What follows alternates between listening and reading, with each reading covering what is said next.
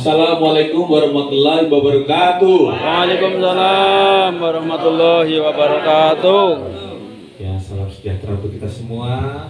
Kepada yang terhormat Bapak Camat Karanglewas Pak Dwi, kepada yang terhormat Bapak Kapolsek Karanglewas Bapak dan Ramil Karanglewas dan Wakil, kepada yang terhormat Bapak Kepala Desa Babakan Kecamatan Karanglewas beserta perangkat desa semuanya, Bapak Ibu yang saya hormati.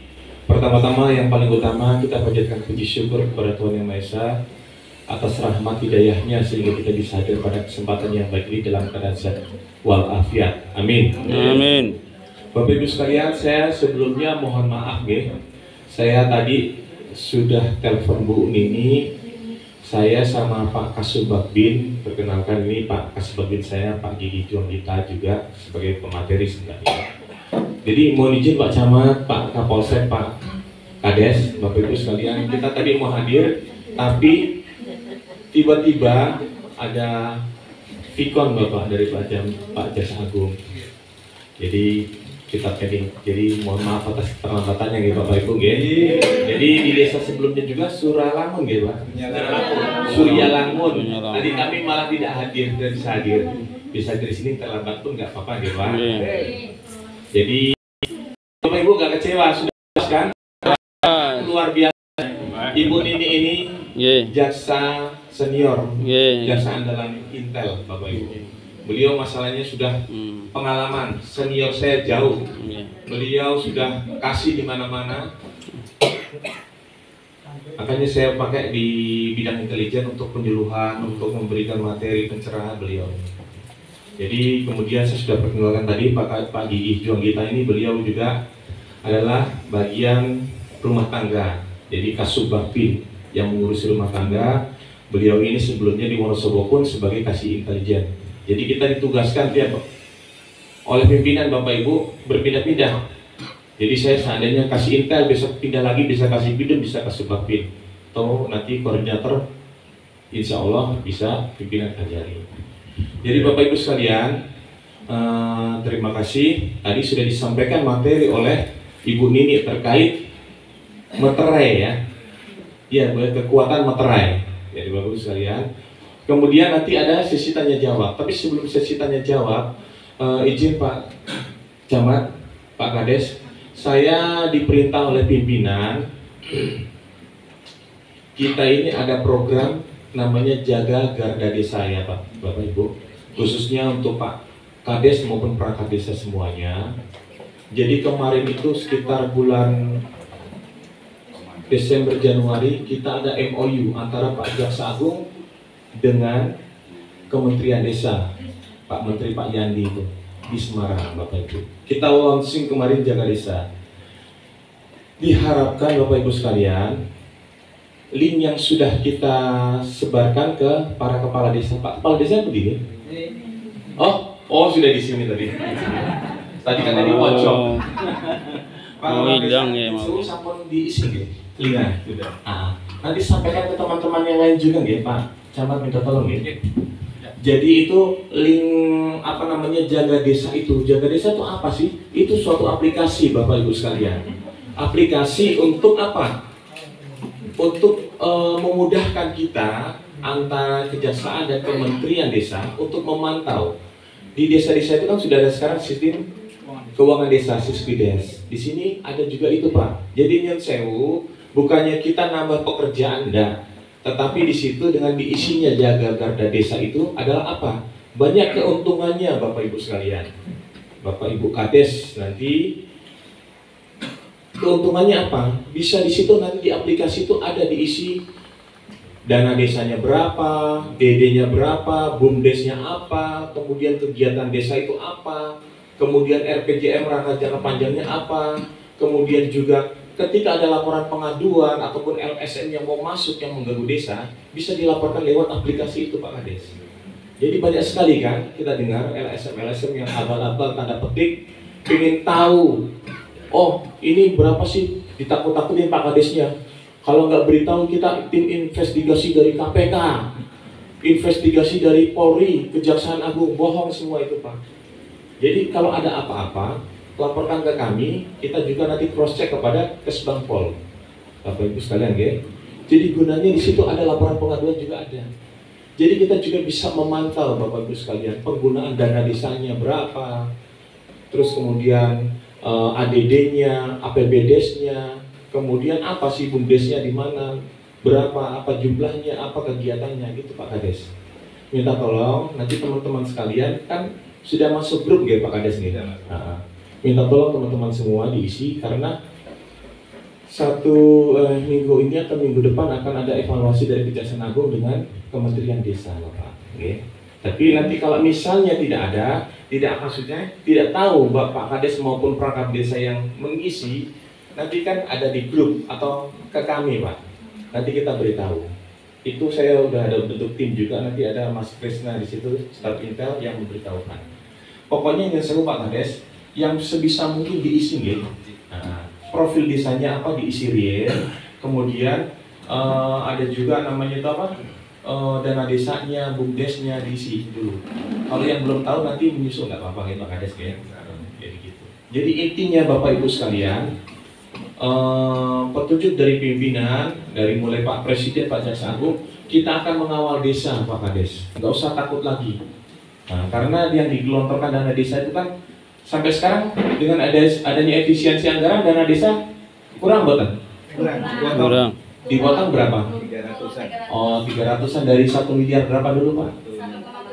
1,7 ke 1,4 ya. Gembes. Ya, kurang lebih berapa persen itu? Paling hanya nggak sampai 10%. Nggak sampai 10 ya. Sama Bapak Kades, Ibu Kades. 20%.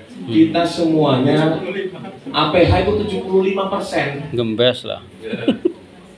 Padahal apa? Kinerja berbasis anggaran. Tapi kinerja kita misalnya 8 kegiatan dianggarkan misalnya 100 juta, kemudian dipotong 75% tinggal 25 juta, tetap kegiatannya 8 Pak. Nah, ini tombol katok. Jadi dulu bahasanya perjalanan dinas yang dipotong, tapi di sini APH pun dipotong.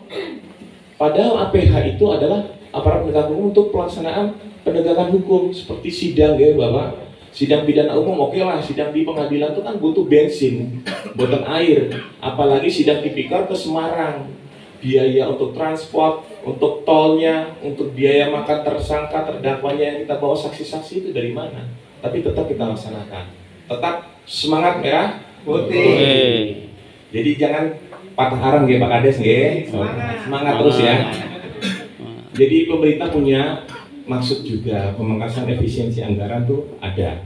Mungkin dengan efisiensi yang berakit-rakit dulu 1-2 tahun ini bisa jadi untuk 5 tahun ke depan kita tidak ngutang lagi. Satu itu, kedua juga ada program makan bergizi gratis. Nah, Bapak Ibu saya juga ingin ngomong di sini di desa ini sudah ada program MBG dereng. Dereng. Belum deh. Baru rencana. Kami juga Kejaksaan Agung mengawasi MBG Bapak Ibu sekalian. Nah, MBG itu aparat makan bergizi gratis yang diinisiasi oleh Presiden Prabowo kan dan pemerintahnya pada saat kampanye dulu. Itu untuk anak-anak kita, adik-adik kita yang mulai dari PAUD, SD, SMP, SMA. Dan Bapak Ibu perlu ketahui MBG itu apa? Biayanya sedikit buatan. Kata sangat 100 triliun Bapak. Sakit itu buatan itu 100 triliun. Bundet ketika ya. Itu aja 100 triliun estimasinya bisa 1 tahun Bapak Ibu, yang melibatkan sangat-sangat besar uang negara. Estimasi sampai 1 tahun, tapi pembuktiannya estimasi itu nggak sampai, paling setengah tahun sudah selesai, sudah habis. Malah mau tambah lagi 100 triliun lagi. Saya salah maaf, 70 sekian triliun. Tapi nanti sampai akhir tahun bisa sampai 100 triliun lebih Bapak Ibu sekalian. Dan yang melibatkan stakeholder yang banyak dari Sabang sampai Merauke. Itu indikasinya korupsinya enten boten. Enten. Nah, kata rawan deh. Jadi saya minta rawan. juga Bapak Ibu sekalian, kalau ada di sini indikasinya, laporkan ke kami. Kita para penegak hukum akan menindaklanjuti. Yang perlu Bapak Ibu ketahui juga, kami mengawasi MBG itu di Kabupaten Banyumas, itu ada namanya SPPG. SPPG itu dapur umum. Mengenai pengelolaan gizi itu baru ada 11 SPPG.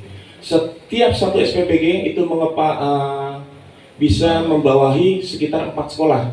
Kurang lebih adik-adik anak-anak kita 2.700 orang sampai 3.000 orang per hari. Bayangkan mawon Bapak Ibu. Per hari 3.000 orang di yang saya di empan ini itu kata sangat ya. Kita pelihara ayam 100 ekor aja, satu hari berapa nih? Repot.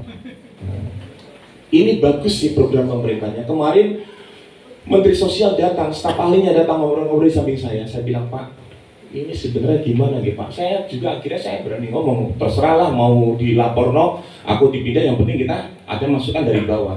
Pak, program MBG ini memang bagus, tetapi sangat melibatkan stakeholder yang begitu banyak dan indikasi korupsi banyak besar. Oh enggak Pak, leres. Enggak apa-apa Pak, dia bilang gitu. Dia juga dari Jawa. Tolong sampaikan Pak, apakah alangkah lebih baiknya program MBG ini oke, dilaksanakan dulu, tapi besok ke depannya kan ngorot-ngoroti duitnya ya. Mendingan MBG itu apa? Untuk bagi anak-anak kita biar cerdas pintar kan. Kalau SD, SMP, bahkan SMA kan penyon sewu pun kadang sudah terbentuk otaknya kan Pak. Ya, kalau sudah pintar ya pintar, tapi kalau sudah misalnya sudah IQ segitu, ya segitu aja. Maksud saya ngomong langsung, apakah lebih baiknya kita mundur ke belakang Bapak, saya bilang. Mulai dari usia dini, pernikahan dini itu kita harus berikan penyuluhan hukum. Pernikahan dini itu jangan kita berikan namanya untuk biar tidak stunting orang. Pernikahan dini itu kita penyuluhan hukum bekerja sama dengan dinas kesehatan atau BKKBN untuk masalah pernikahan dini itu jangan dilaksanakan Bu ya, kita ada ya. Kita mulai penyuluhan agar tidak ada pernikahan dini yang menghasilkan bibit-bibit yang kurang bagus apabila terlalu dini. Kemudian ibu hamil kita perhatikan ya, gizi anak bayi itu kan embrionya mulai dari dalam rahim. Ditutup mulai di situ. Kita fokus pada satu, pernikahan dini jangan. Kedua, ketika ibu-ibu hamil kita perhatikan. Ketiga, anak usia balita. Nah, itu yang perlu kan sebenarnya. Dan itu saya rasa tidak melibatkan lebih kepada biaya yang begitu besar ya, seperti PAUD, SD, SMP, SMA. Itu mungkin generasi 5, 10 bahkan 20 tahun kemudian bisa jadi generasi emas Bapak Ibu. Pendapat saya itu diterima Bapak Ibu sekalian sama Pak Alhamdulillah. staf ahli. Mudah-mudahan ke depannya ini mungkin dia akhirnya ngomong, yang saya bisik-bisik, yang saya Pak Jaksa, ini memang karena dari awal sudah memang terlanjur. Jadi kalau nggak dilaksanakan Terlanjur sudah. Oh kita sudah tahu. Tapi intinya Bapak Presiden maupun pemerintah itu bagus, luar biasa untuk kesejahteraan kita semua. Jadi kita perlu mendukung program MBG ini Bapak Ibu. Jadi itu Bapak Ibu sekalian senang kita beri masukan. Ini bukan kritikan tapi masukan yang membangun.